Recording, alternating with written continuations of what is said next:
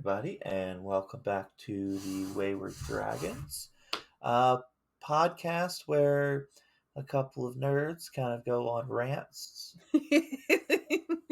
You'll understand why that's funny if you listen to our last review episode, but just talk about shit, kind of discuss occult things and paranormal things and all that. Yep. I'm Johnny. And I'm Kelsey. Welcome to episode 35. I think it's 35. That's what I put on here. Yeah, it's episode 35. It's 35. So yes, hello all. So today we're going to be talking about some of the most bizarre and possibly magical books in the world. Yes.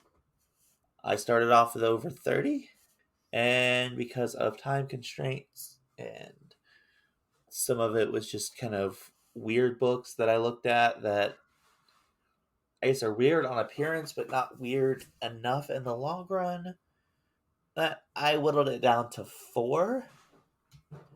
Okay. So we are going to talk about 4 books. There are a lot of words from different languages in here. Yes. So I am going to butcher every single possible pronunciation. And that is my goal. Yes. Not really, but that's what's going to happen. And I think after each book, to make sure that, Kelsey's still awake, I'm going to take a moment and ask her what her thirds. What are your thirds? I was like, I don't know. There's not a whole lot going on up here. Apparently there's a disconnection from there to here. It's all right. We're in the last stages of Mercury in retrograde. It's fine. It's fine. Yeah, and that's what I'm gonna blame because it affects electrical things, and your brain is electrical. Yep. Yes, it is. So that's my problem. Yes. Yeah. No, I don't have the right calendar up anymore. Yeah. Yeah, we're actually about to go into the Chinese New Year. Yeah, Lunar New Year is coming up, and I'm excited. I'm gonna try and get me some candied ginger. Yeah. Because I freaking love candied ginger, but then again, I just love ginger. It's like, I think it's the year of the cat. I would have to look. I was like, it's either the cat or there is no year of the cat. Okay, well then when is the Chinese New Year? Let's find this out. There is, I think, in the Philippines, there's a year of the cat. You'd have to go back last year and listen to our Lunar New Year episode. Rabbit. Year of the Hobbit? Rabbit. It is the year of the Hobbit in my freaking world. That means we get to eat, drink, and be merry, right? It's the year of the Hobbit. Yeah. Okay. Yeah. It's my wedding. That's what that is. Especially with my little centerpieces I sent you. Which are freaking amazing. And they're quite intimidating. They're not that big. But yeah. Continue. So I'm going to say this. Don't post those pictures anywhere because we don't need anyone getting any ideas for their wedding based off that. Because it's freaking awesome, but I would, Yeah. Well, I can describe it. So for the centerpieces, I'm making, like fairy house rounds. So each one has like a different theme based off people in my family. So yeah, that's the centerpieces because I'm having like a fairy woodland hobbit themed wedding.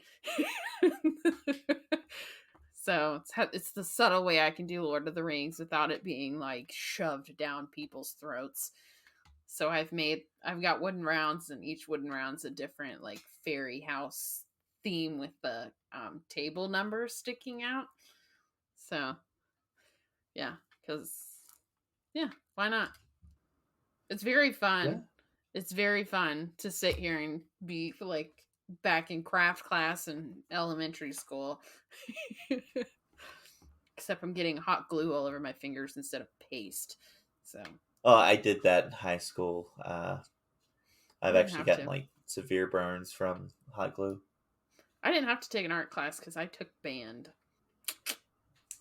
So, but let's talk about your books. Let's get back on track. Yeah, no, I was about to say, can we get back to the books? Let's get back to the books. So back to the books. So the first book we're going to talk about is the Book of Soyga. The Book of Soyga, and yes, that is pronunciation. I actually looked up multiple pronunciations on this one. Okay. Which is also titled Adorai. Yeah. So in the 16th century, a copy of this book was owned by Elizabethan scholar John Dee. We've talked about John Dee before, so he was worked for the Queen and was her astrologer and all sorts of other fun stuff. Yep. After Dee's death, the book was lost until 1994, where 2 manuscripts were located in the British Library and the Bodleian Library under the title Aladaria by Dee scholar Professor Deborah Harkness. The book, like many religious texts, is divided into other books, like subbooks.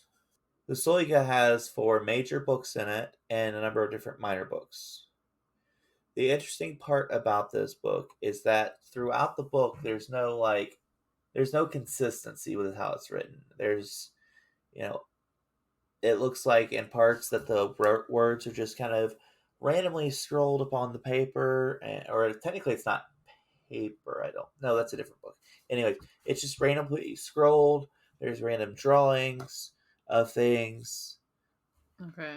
So, according to the mythos around it, John Dee was able to translate the majority of the stuff, with the exception of the last information on the last 36 pages. Okay. John Dee and Edward Kelly, who we've talked about before as well, are reported to have contacted the angel Uriel and asked a number of questions relating to the book. In particular, the 36 tables he couldn't translate. Uriel then told him that the book has been around as long as Adam was in the Garden of Eden. So according to this myth, this book predates the creation of humans. And the reason why I'm saying exact things here is I am stating this based off the legend. So, it's based off the mythology within its existence. So Uriel told them that they would have to contact one of the other archangels to get information. Further than that, which this is believed where Enochian comes from, the writings where John Dee did with angelic magic and all of that fun stuff. Yeah. According to the myth, if the last pages of the books are translated, whoever translated them will die within 2 years. Okay. There was, based off of some of the stuff that I read, there was a guy who translated it about a year ago, or thinks he figured it out about a year ago. Died. So we're just kind of waiting to see if he dies. Well, it did say 2 years. That's what I'm saying. It's about a year ago.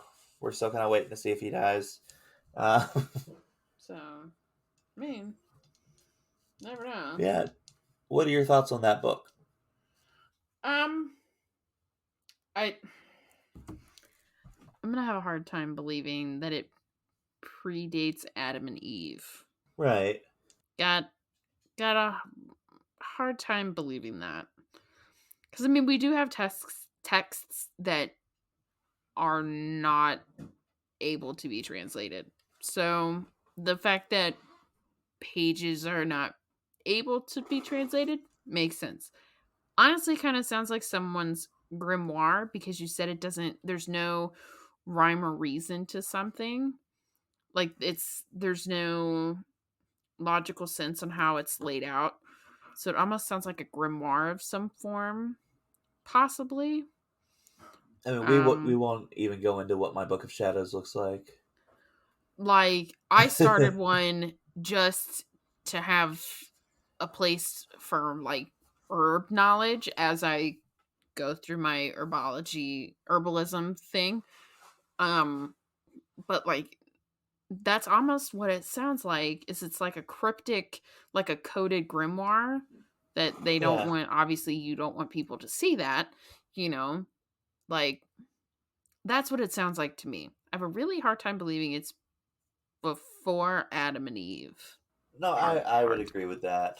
Uh, And then on top of that, I have a hard time believing in curses like that, where, the last person translates is gonna die in 2 years. I have a really hard time believing in that because a lot of times your human brain is going to make connections to things that are not there.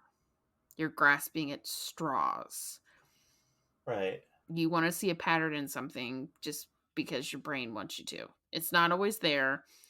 Your brain's just being dumb.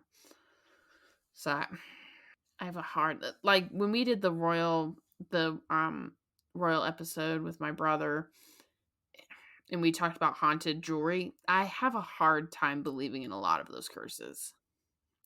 Sometimes it's just coinkydinks. So Yep. I don't know. Sometimes a moth is just a moth. Yep. All right, moving to the second book. This thing I am going to butcher so badly. Uh, I believe it is. Yeah, it's French. So, the name is, and it's Old French too. Uh, Prodigorium ac Ostentorum Cronicon, which to me sounds like a freaking magic spell. Yeah. So roughly translates into the Book of Miracles and Sight. Okay, that sounds a lot better than the gibberish you said earlier. Like, fuck. It's French, so leave it alone. Or as its English title is known, The Chronicles of Omens and Prophecies.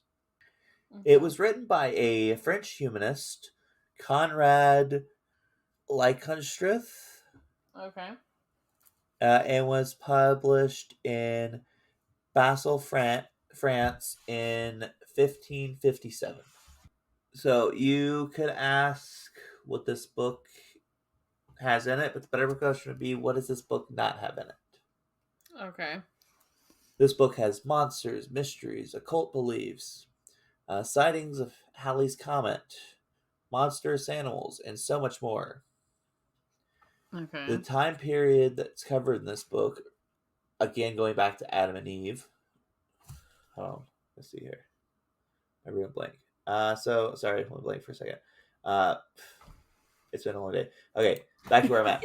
The time periods covered in this book go from the time with Adam and Eve in the Garden of Eden to ancient Greece up to the Middle Ages. Okay. And like I said before, I'm giving this times as they are quote unquote exact times to fit in the narrative of what they did to what the lore is for the story.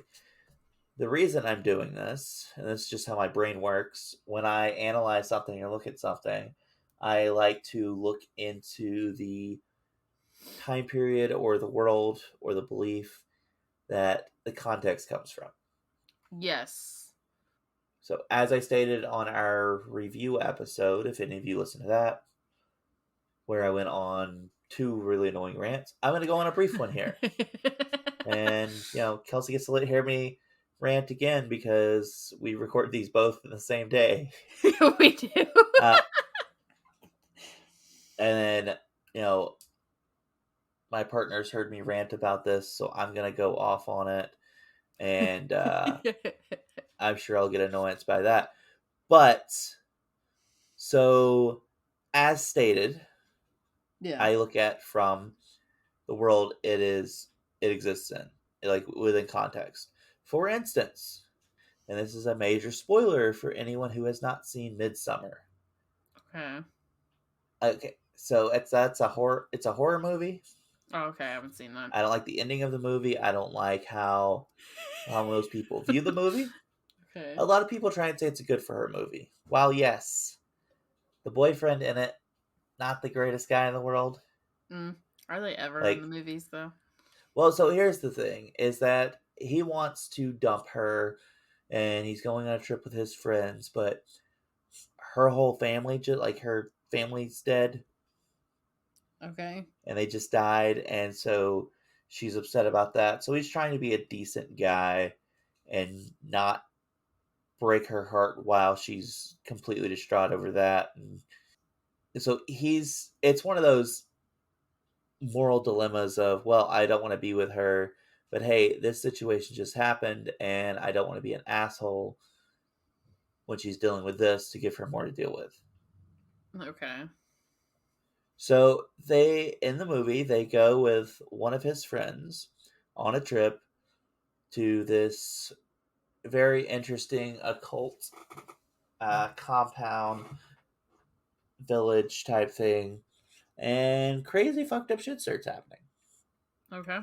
Well, in the movie, the type of magic that is used within the people, basically the people in the village want new DNA in their village because they're a closed off community. Okay. So they drug him, and he's basically spelled magicted. I don't know. Um, he's compelled by magic and to fuck one of the ladies there. Which Okay. one, he's raped because he is not under control of his own body. He's under spell. Okay. Then there's a sacrifice youth in the movie, and they're like, "Hey, do you want to like kill one of our dudes or kill this guy that you've been dating who just fucked another lady and you watched him fuck another lady?" So she kills the dude that she was dating. Okay. People say it's a good for her movie because he cheated on her, but he didn't. He was cursed, Yeah. ex, whatever. So, like I said, I when I analyze stuff, I look at it from the perspective of that. So Okay. that's my little rant there. That's not as funny as my other rants. Uh, let's see here. So back to the topic on hand. This book can be seen as an almanac of what we would consider strange human beliefs from ancient times up till 1557. Okay. It contains many dark and fatalistic prophecies, Okay. much like the writings of Nostradamus, which we're going to cover in another episode. Okay. It also includes sea monsters, natural disasters, human abnormalities, as far as in the artwork and stuff, where it's like exaggerated features and like what could be genetic defects. Okay.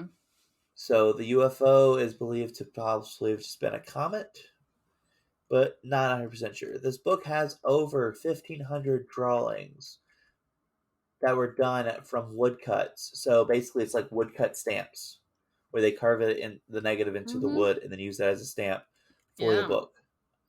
Over 1,500. That's crazy.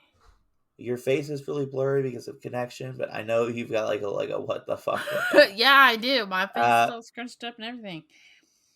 Like, so some of the stuff in the book is stuff that's described from different travelers who have traveled, the world, and uh, so yeah. could be conceived as complete BS, but some of the information is valid.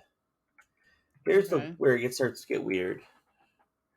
The weird part is that some of the strange beings or monsters Okay. are actually described as things that are described there that we would at first thought say, nah, it's BS or it seems fantastical, is stuff that actually exists.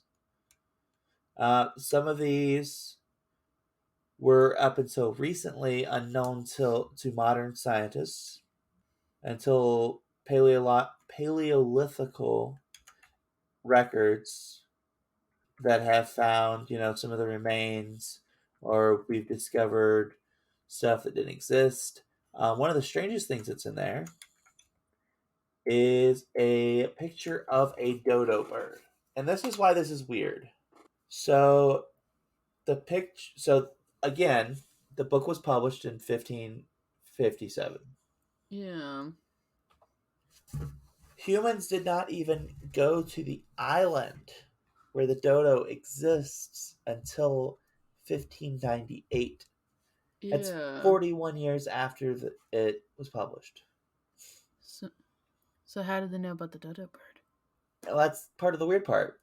And Like there's like certain practices, like magical and ritualistic practices that are listed in there that, from different cultures that people typically wouldn't have known of. There's certain scarification rituals and stuff that, I mean, I guess statistically speaking, it's possible that someone stumbled upon it and said, "Hey, this is this," but yeah, very, very unlikely. that's So, yeah. was it all travelers? Did somebody make something up just by happenstance? Were they connected mentally? I don't know. Who knows? Definitely something worth looking into. The Yeah. next thing we're going to cover, the next quote unquote book, are titled the Ripley Scrolls. Okay. The Ripley Scrolls are named after alchemist Sir George Ripley. George Ripley was one of England's most famous alchemists. His alchemical writings attracted attention not only when they were published in the 15th century, but also later in the 16th and 17th century as well. His writings were studied by notable figures and alchemists and the like, such as John Dee. Remember, we talked about him earlier. Mm-hmm. Robert Boyle, who is considered the first modern chemist, and even Sir Isaac Newton. Okay. I mentioned this in a previous episode, but Newton actually wrote more papers on theology and alchemy than he ever did on mathematics and physics. Yep. Yep. Yep. A great deal of myth grew up around Ripley, such as that he studied in Italy for 20 years and became a favorite of Pope Innocent the, I think that's 8, VIII. Okay. Is that 8th? Yeah. VIII. Yeah. Yeah, so Pope Yeah. Innocent the 8th. He did, however, spend a number of years on the continent. And when I say continent, I mean the continental Europe, not the English Yeah. Isles. After returning to England, he wrote The Compound of Alchemy, or The 12 Gates, lending to the discovery of the Philosopher's Stone, because they liked long book titles back then. And that was in 1471. Well, if you look at like half the old book titles, it's like it's the something, relegation something. The relegation of the aforementioned individuals who then set forth and solemnly did thus. Yeah. It's like, huh? What the hell? Where now it's just like a blurb. Ripley is one of the first poetic compositions on the subject of alchemy. Most of Ripley's works are based off pseudo-Roman lulls, and that's Llull, Okay. not LOL. Although the compound of alchemy is based largely on works of the little-known alchemists in the 15th century by Grudo del Montano. I told you guys I was going to butcher a lot of words here. It's okay. I can hardly speak English, and then I expect myself to speak other languages as well, or at least try to pronounce the words. Another story about him is reported in Thomas Fuller's The Worthies of England, which describes a reputable English gentleman who reportedly having seen a record in the island of Malta, which stated that Ripley gave the enormous sum of 100,000 pounds of sterling annually to knights of the island and of Rhodes to support their war against the Turks. Alchemy is the Western medieval world, had deep roots in a lot of things from Rome, Egypt, maybe older.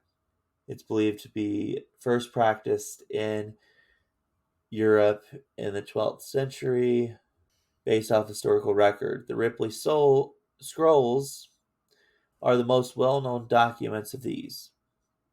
If you've ever seen images of like alchemical things or things that are, alchemist books with Yeah. symbols hidden in them, that's more than likely what they come from.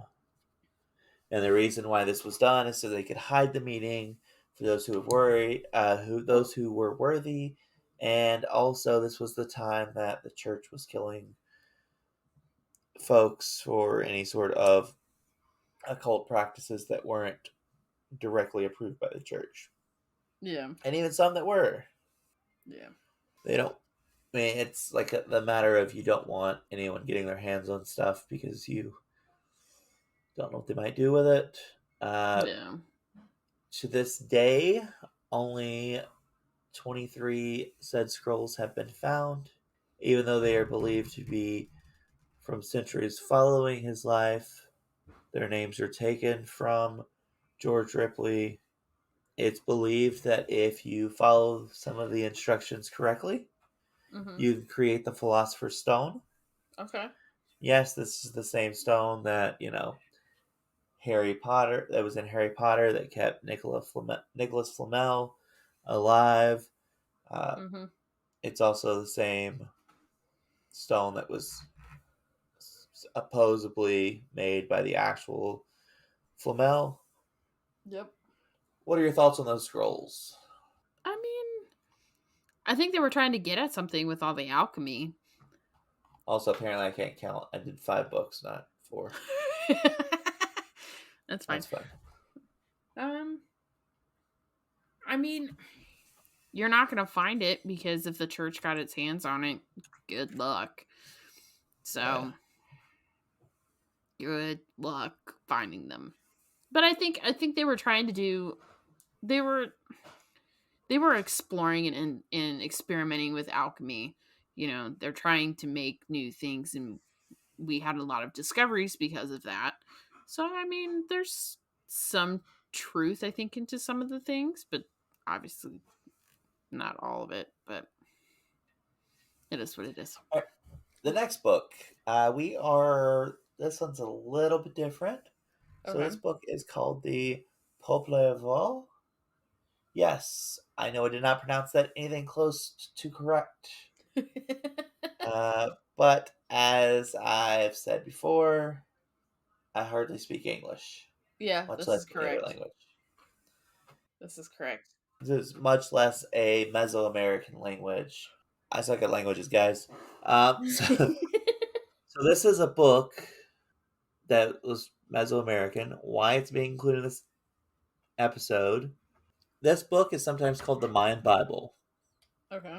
The Mayan people were extremely spiritual, Yes. and this book was written in a time period after the Spaniards came to visit, and I'm using the visit because this was prior to colonization, Okay.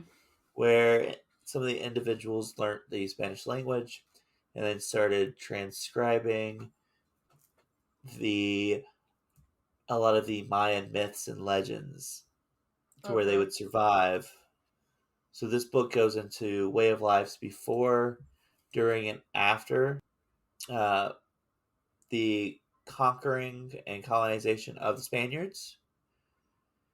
And Yeah. honestly, if it wasn't for this book, we probably wouldn't know shit about the Mayan culture. Yeah. Like this went into like everything from just everyday lives to religious practices to anything you possibly imagine. Yeah. So the last thing we're going to cover, and this one's I'm actually really excited about this one. I spent way too much time with this one. So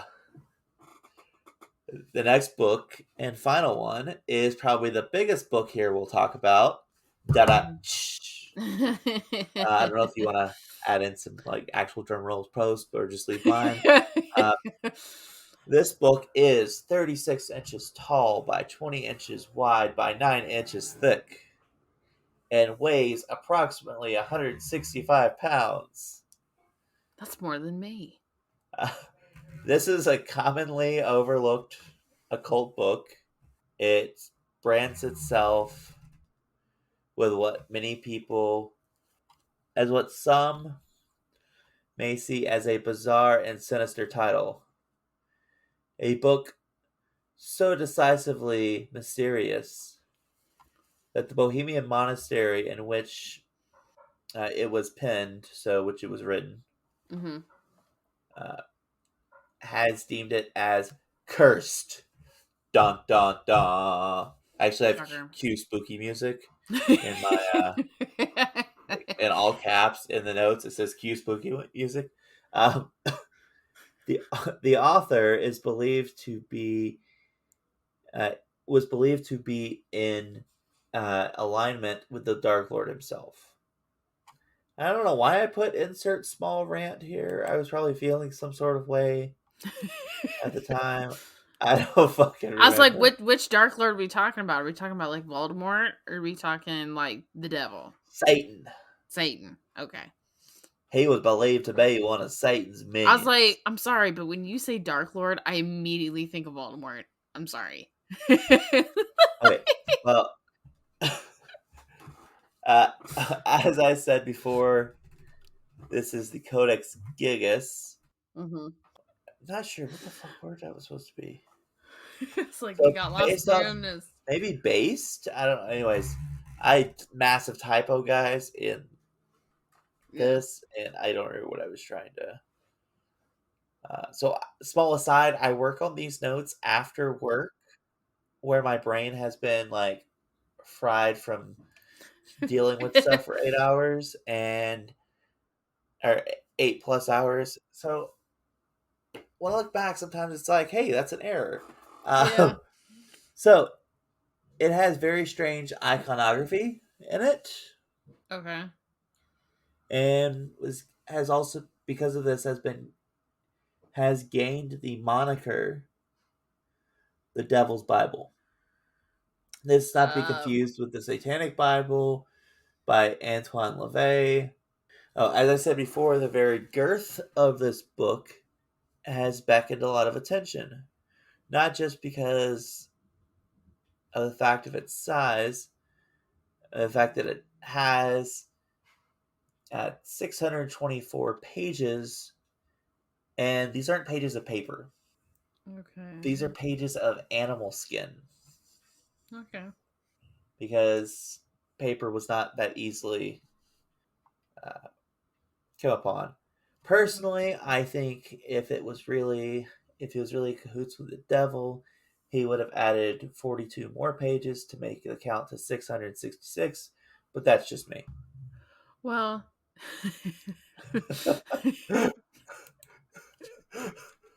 I know there's many books with far more pages, Oh yeah. with the fact of the how large it is, Yeah, and it has that's a crap ton massive. of more information. Uh, so to make that make sense, so I have three bookshelves slap full of books. Uh, took a random selection of 10 books. Like literally had someone close their eyes and pick 10 random books. Okay.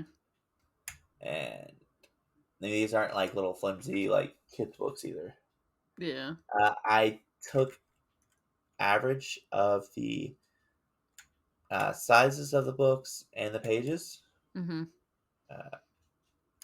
You see, these are all sorts of books that range in size. So, on average, the 10 books had 311.9 pages. Mm-hmm. And did I not get the thickness? I didn't get the thickness of the books. But anyways, 6.139 by 7.85. So, in other words, the book has twice as many pages, with being 3 times its size. Yeah. And standard print size. It's not like they made it super huge print. Yeah. I thought it was like Uh, huge no. print and No, it's lots of standard pictures. print size. What the fuck? So there's a few drawings. Is it mainly just words? It's mainly words. What? Probably the most famous drawing, though, is actually the next sentence I have, is a very Monty Python-esque, for those who are familiar with Monty Python, looking devil-type creature. Okay. According to the legend, the book was written in the 13th century by a monk who was known as Herman the Recluse in the Benedictine monastery of the Czech Republic. Okay. Little is known about the monk, but the legend, other than the legend, it is believed that he was corrupted by dark powers and was sentenced to death. He made a deal, allegedly, with the individual who was going to put him to death. Okay. That he could, if he finished the book, they wouldn't put him to death. They still put him to death. They walled him up. Do you know what that means? They like buried you alive. I had to look it up. Yeah, they literally put you in a wall and brick it up and let you starve to death. Yep. What the fuck? Yep. Oh, that countess that would consume the blood of young maidens. They did that to her because that doesn't surprise me. Yeah, that She's was her still punishment. alive out there. Is they walled her in her own castle. Mm-hmm. Yeah.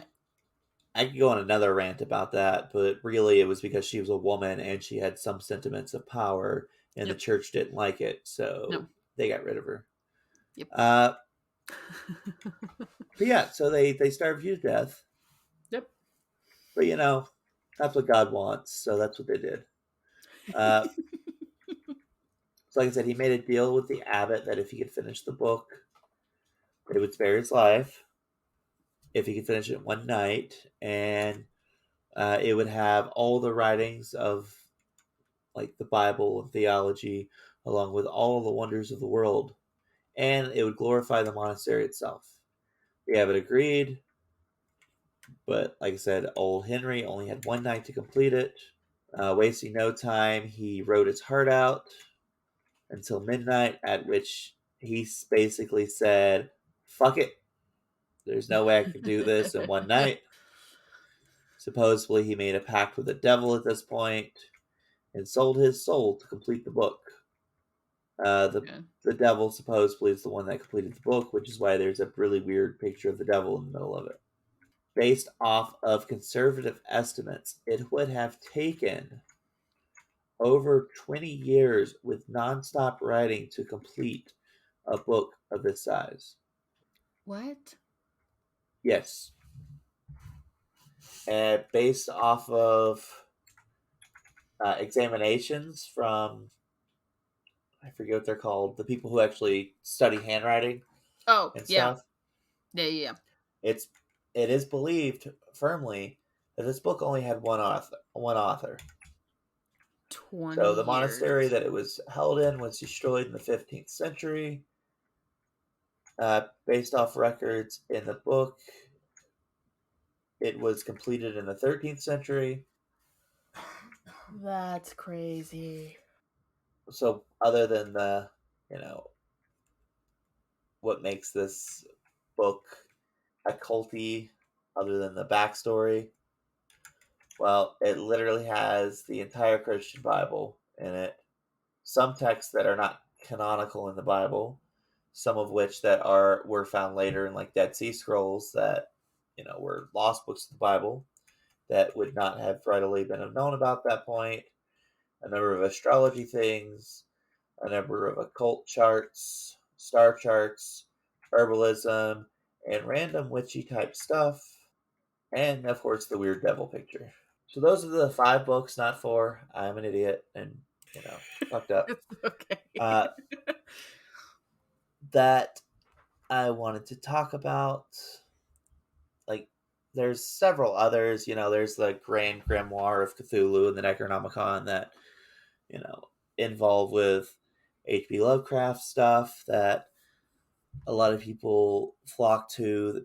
There's actually cults that have come across that. There's the Prophecies of Nostradamus, which we're gonna be talking about. There's the Voynich manuscript. The Voynich manuscript is cool because there's like we can't fucking translate it. Yeah. Like linguists have tried for years and they can't figure out any sort of linguistic code for the book, but it's got like all sorts of like plant pictures and stuff like that in it. The big one that I wanted to cover here, and this is partially a promise to my expert, Yeah. is the Smithfield doctrine, doctorals. So this is a book that you see like pictures of all the time. This is the weird medieval art. Is when you hear weird medieval art or see weird medieval art, this is typically where it comes from. So you'll Okay. have like pictures of knights fighting giant snails, Yeah. rabbits decapitating people. Okay. There's actually one that I was told to share with everyone. So just a little snippet, and it's going to be the comedy for that to end the episode on.